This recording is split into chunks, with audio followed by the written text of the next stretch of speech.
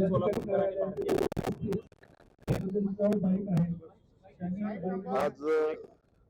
देशाचा 80वा स्वातंत्र्य दिन आज मोठ्या उत्साहात साजरा होतोय. ज्या थोर स्वातंत्र्य सेनानींनी देशाला स्वातंत्र्य मिळवून दिलं त्यांना करतच असतो आणि एक मजबूत देश घडवण्याचा अख्ख्या देशातल्या जनतेनं देशाच्या प्रगतीमध्ये हातभार लावावा आणि या स्वातंत्र्य दिनाच्या अख्ख्या भारतवासियांना आणि खास करून सोलापुरातल्या जनतेला मनापासूनच्या स्वातंत्र्य दिनाच्या शुभेच्छा या निमित्ताने देतो. खरं तर पृथ्वीराज चव्हाण ज्येष्ठ नेते आहेत आणि त्यांनी गृहमंत्र्यांवर टीका केलेली आहे की लायक गृहमंत्री नाही आहेत, ते सभागृहात येत नाही. काय उत्तर असणार पृथ्वीराज चव्हाण? पृथ्वीराज चव्हाण साहेब खूप मोठे नेते आहेत, परंतु दोष त्यांचा नाही, दोष त्यांच्या वयाचा आहे. वय परत्वे काही गोष्टी माणसाला अडचण करत असतात, तसं वय त्यांना त्यांची अडचण करते परिस्थिती दिसते. देशाचे गृहमंत्री आदरणीय अमित भाई खूप चांगलं काम या निमित्तानं करतायत आणि असे अनेक निर्णय देशासाठी आवश्यक असणारे ते निर्णय त्यांनी ठामपणे घेतले. खास करून 370 कलम त्यांनी हटवत असताना घेतलेली मजबूत भूमिका आपण सगळ्यांनी पाहिलेली आहे आणि एक मजबूत देश बनवण्याच्या दृष्टिकोनातून त्यांचं जे काम चाललंय त्या कामाला मनापासून शुभेच्छा देत असताना पृथ्वीराज चव्हाण साहेबांना माझी या निमित्ताने विनंती राहील, आपण कधीतरी इतिहास तपासून पाहिला पाहिजे आणि आपण सभागृहाचं कामकाज कसं चालवलं होतं, लोकसभा कशी चालवली होती याचंही किमान आपण आठवण म्हणून तपासून घेतलं पाहिजे. भाजपाला संविधान गुंडाळायचं आहे आणि मनुस्मृतीच्या माध्यमातून हा देश चालवायचा आहे अशी टीका काँग्रेसकडून हर्षवर्धन सपकाळांनी केली. हर्षवर्धन सपकाळाबद्दल अधिक बोलण्याची आवश्यकता नाही, कारण त्याला कोण गांभीर्याने घेत नाही. आदरणीय मोदीजींनी कायम देशाच्या घटनेचा सन्मान केलेला आहे. आपण सगळेजण त्याचे साक्षीदार आहोत आणि अशा वेळी अशा पद्धतीचं वक्तव्य करणं हेच मुळात चुकीचं आहे. त्यामुळं सातत्यानं संविधानावर शंका घेण्याची प्रवृत्ती जी काँग्रेस पक्षाची आहे, काँग्रेस त्याला खऱ्या अर्थानं आता जनतेनंच त्याला उत्तर दिलं पाहिजे. अशा पद्धतीनं देशाच्या घटनेवर आणि लोकशाही देशामध्ये अशा पद्धतीनं सातत्यानं शंका उपस्थित करणं मला वाटतं ते सूचित नाही. त्यांच्यावरच कारवाईच्या या निमित्तानं गरज आहे. हर घर तिरंगा देण्याऐवजी हर घर रोजगार द्या, हर घर मेडिसिन आरोग्य द्या, हर घर चांगलं म्हणजे लोकांना शिक्षण द्या असं विरोधक काय सांगतात त्याला अधिकचं महत्त्व द्यायचं कारण नाही.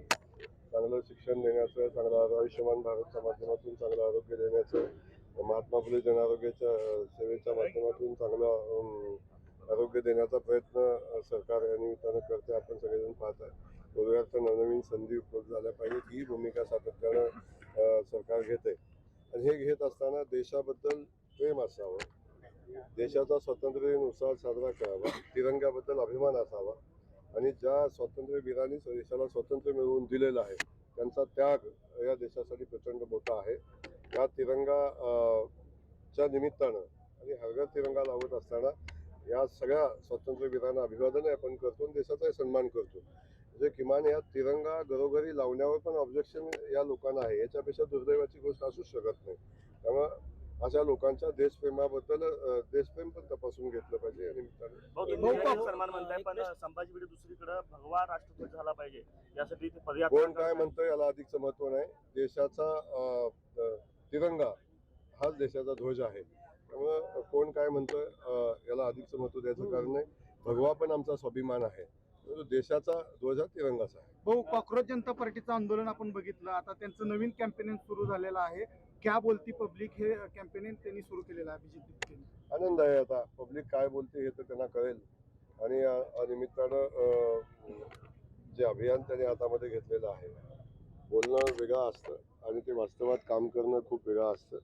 याची जाणीव एखाद्या गोष्टीत आंदोलन करणं, एखाद्या गोष्टीत मंत्र्यांना शिव्या घालणं, कधीतरी माननीय मोदीजींना शिव्या घालणं हे सोपं असतं.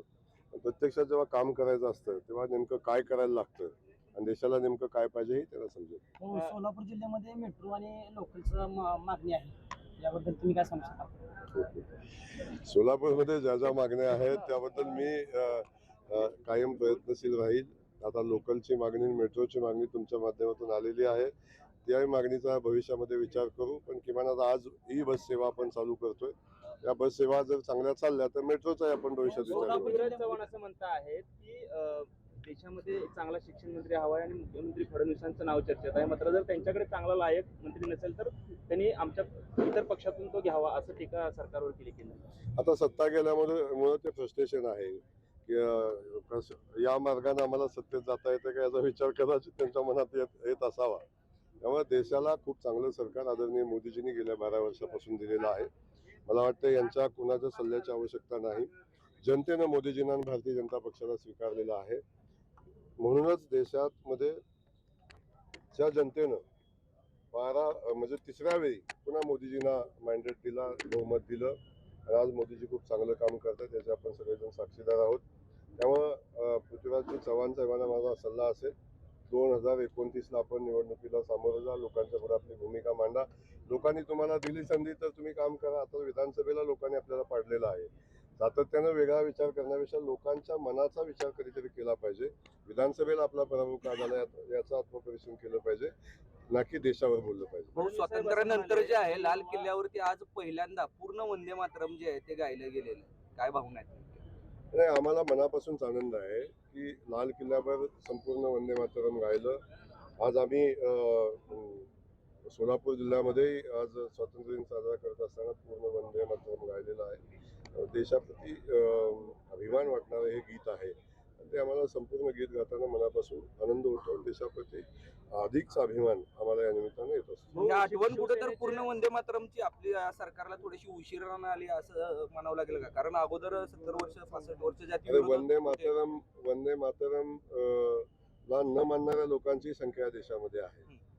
जे होतं त्यालाच मानत नव्हती. आता पूर्ण वंदे मातरम आता आपण स्वीकारलेलं आहे आणि या निमित्तानं मला वाटतं विरोधकांच्या किंवा जे त्या वंदे मातरम त्या गीताला मानत नाही, देशगीत मानत नाही, अशा लोकांना यातून काहीतरी शिकता येईल नव्याने. सुप्रीम कोर्टात सुनावणी सुरू आहे पक्षांच्या चिन्हावर. त्याच वेळेस मुख्यमंत्री फडणवीस साहेब असं म्हणतात की शिवसेना ही शिंदेचीच आहे आणि राष्ट्रवादी ही अजितदादांचीच आहे. कसं पाहता येईल? आपलं लोकशाही आहे. डॉक्टर बाबासाहेब आंबेडकरांनी घटना लिहिलेली आहे आणि घटनेमध्ये बहुमताला महत्त्व दिलेलं आहे. म्हणजे कुठल्याही व्यवस्थेमध्ये बहुमताला महत्त्व लोकशाहीने दिलेलं आहे. बहुमत आदरणीय शिंदे साहेबांच्या सोबत होतं, बहुमत आदरणीय अजितदादांच्या सोबत होतं. पक्षही त्यांचाच आहे. बहुमतासोबत जाण्यासाठी घटना आपल्याला सांगत असते.